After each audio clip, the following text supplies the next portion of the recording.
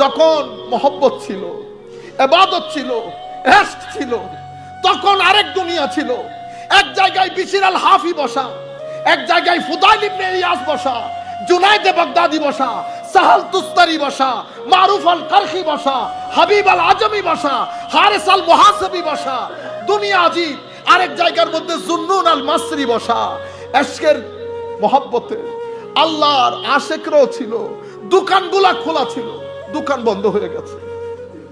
কোন জায়গায় গিয়ে কারো সুবতের মধ্যে থেকে আমার আল্লাহর ইশকের দর্শ নেব, এই ধরনের দরবার বন্ধ হয়ে গেছে।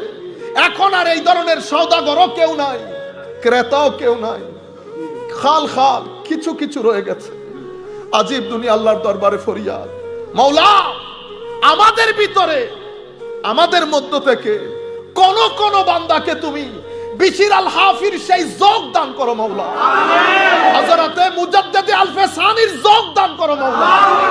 ইমামে গজালির সেই গজালিয়ত দান করেন মাওলায়ে রুমের রুমিয়ত দান করেন, খাজা মুঈনুদ্দিনের চিশতিয়ত দান করেন, যাতে এই পরন্ত বিকালে আমরা আমাদের ইমানের হেফাজত করতে পারি।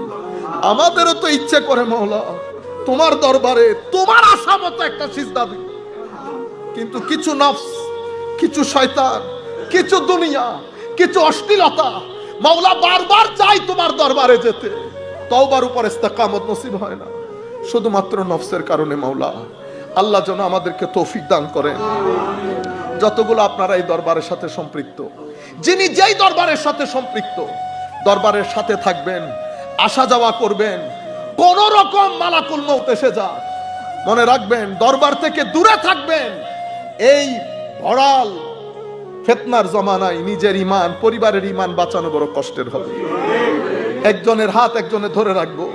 মাওলাই করিম জানেন কার সিনার ভিতরে মাওলা কোন ইশকের আলো জ্বালিয়ে দিয়েছেন, সেই একজনের ইশকের আলোর মাধ্যমে যেন আল্লাহ আমাদেরকেও সালামতে রাখেন।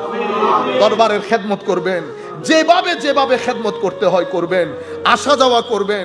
যিনি যেই দরবারের সাথে সম্পৃক্ত, সপ্তাহে অন্তত 2 বার তো আপনি ফরজ করে ফেলবেন।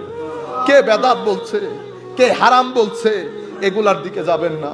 হ্যাঁ, রয়ে গেল ভণ্ডামি।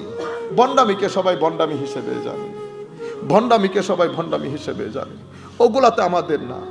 আমরা হচ্ছি, মনে রাখবেন, আমার নবী যেই দ্বীনের যে বাগান আমাদেরকে দিয়ে গেছে, এটার